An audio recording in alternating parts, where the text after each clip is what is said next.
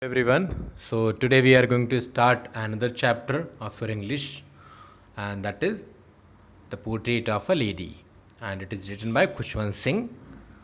And before I start the chapter, let me give you a brief introduction of the writer. And the author of this story is Khushwant Singh, a very renowned writer. He was born as Khushhal Singh on 2nd February 1915, and he died on 20th March 2014. Khushwant Singh was a very famous Indian novelist, lawyer, journalist, and politician. He was born and raised in Hadali, Punjab, and it is right now in Pakistan.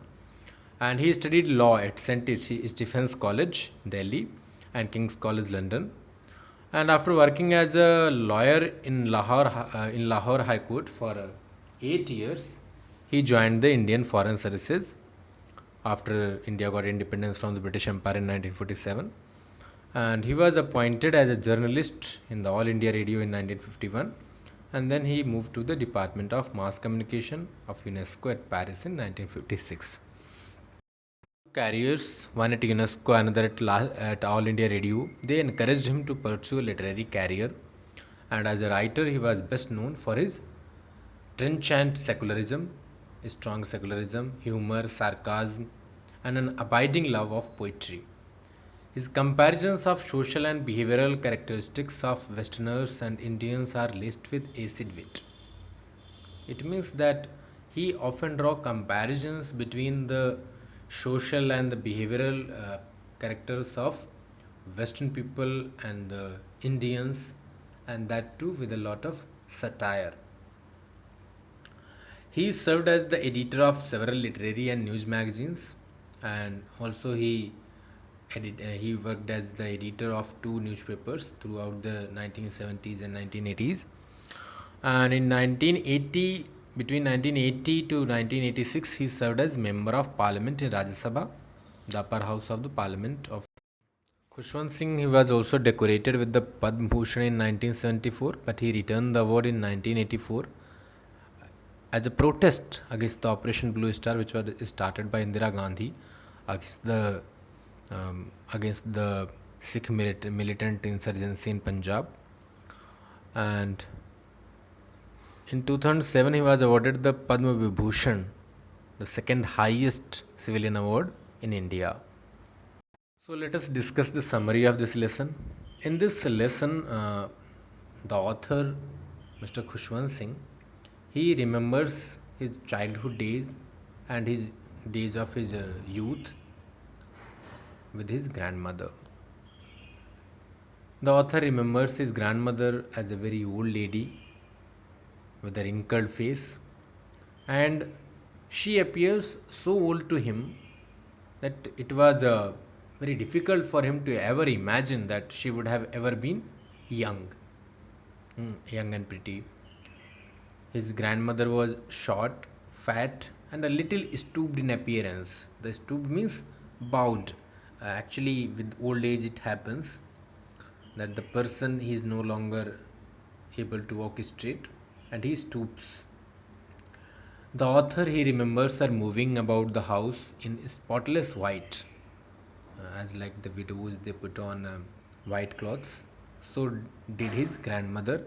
She walked in the house in the spotless white clothes and always counting the beads of her rosary while her lips moved in the prayer, silent prayer.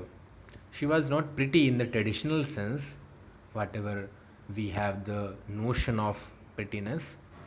Accordingly, she was not pretty, yet the serenity around her, the peace around her made her look beautiful for the author. Then we discuss the initial years of togetherness, the life in the village. In the childhood, the author lived with his grandmother in the village and had a good bond with his grandmother. His grandmother, she used to wake him up in the morning and get him ready for the school. She would prepare all the things which he would require in the school, and after having thick stale chapatis with butter and sugar for breakfast, they used to leave for a school. Means Khushwant Singh and his grandmother, they used to leave for a school. She used to accompany him to the school, and when the writer used to go to the school for studying, she used to sit in the temple which was adjacent to the school, and in the temple she used to sit inside and read holy books. And the narrator, he learnt alphabets and prayers in the school, and they also used to carry a lot of stale chapatis with them, and while returning they used to feed the stray dogs.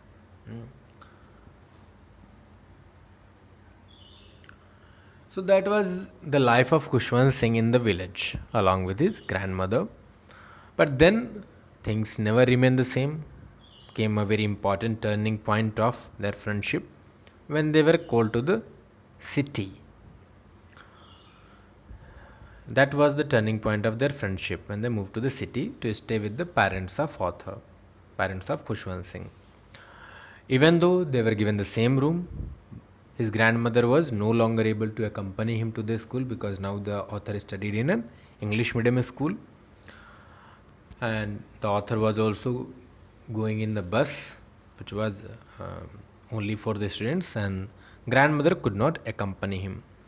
And as the years passed, they saw less of each other because the author also was busy with the homework and all the things, and the grandmother could not help him in the homework. That was also one of the reason why they started seeing less of each other. Most of the work of author was in English, the science and all these things, and it was beyond the capacity of grandmother to teach him or help him in his homework. Therefore, they saw less of each other. And since there were no dogs in the streets, she started feeding the sparrows. Actually, in the village school, the author was taught about God and the holy scriptures.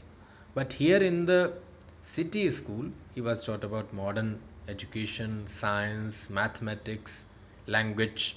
He was not taught about God and the holy scriptures, and that was a cause of trouble for his grandmother. She did not believe in what was being taught at his school. She was very unhappy because she could not help him in the lesson also. Moreover, she was very disturbed at the idea of music classes being given in the school because, in her opinion, music was only meant for harlots and beggars, not for the gentlefolk.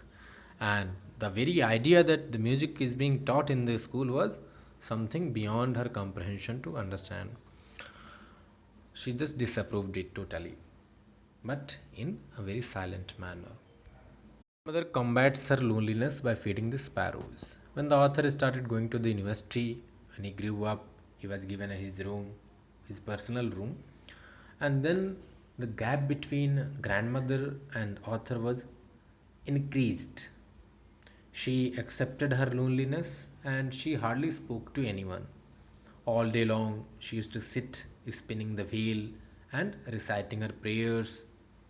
She only relaxed for a very short while in the afternoon, and in that time, about half an hour, she used to feed the sparrows, the birds who used to come in large numbers. And that was the time which was very precious for her, when she really enjoyed the company of those sparrows, the bond and the level of comfort these birds they shared with grandmother was very clear, with the fact that they used to perch or sit even on her legs and head, and she used to be indeed the happiest in all through the day only while feeding those sparrows. Then another point which comes in the life of the author and grandmother is when author leaves for higher studies. The author decided to go abroad for further studies, and he was sure that his grandmother would be upset at his departure. But what happened was just totally opposite of that. She came to the railway station to see him off, but did not show any emotion. She was absorbed in her prayers, telling the beads of her rosary. She silently kissed the author's forehead, which the author considered to be the last sign of their physical contact, because the grandmother was in poor health, she was very aged, and the author feared that maybe when he would return after completion of his studies, she may not be living by then. Well, author came back after 5 years, and he did not find any change in his grandmother. She was as old as he had left her, as he had seen her in his entire life. And she was again remained absorbed in her prayers. Even that day, the happiest moment for her was feeding the sparrows. In the evening, for the first time ever, she did not pray. She collected several ladies of the neighborhood and sang songs related to the homecoming of the warriors. She had to be persuaded to stop singing in order to avoid overstraining, because she was singing and she had also brought a drum hmm, and she was singing in such a way that the author had never seen her before like that. And what happened? That all had to go and stop her so that she should not deteriorate her health. However, the next day she was taken ill. She became ill. And even though when the doctor was called, he diagnosed her with a mild fever and he wrote some prescriptions. But the grandmother, she knew that her end was near. She decided to spend the last few hours of her life reciting prayers and telling her beads. She refused to talk to anyone, and very soon her lips stopped moving and she died silently. Well, the family went to make arrangement for the funeral of grandmother, and as they came with a stretcher, they stopped midway. And what did they saw? That the thousands of sparrows they had scattered around her dead body. The sparrows, they mourned the death of the grandmother in utter silence. Earlier, whenever they used to come at the time of feeding, they used to make a lot of chirping sound. But there was no chirping at all at that time. The mother of author, she took one bread and made its crumbs and put before them, but they ignored them, did not even look at them. They just simply walked around the dead body, moved around the dead body of grandmother, and when her body was taken away for cremation, all of them they flew away silently without making any noise. So it was evident that they had come for a silent tribute. They knew that the grandmother is dead and they had come to pay their tribute to the grandmother. And the breadcrumbs, they were swept away by the sweeper next morning.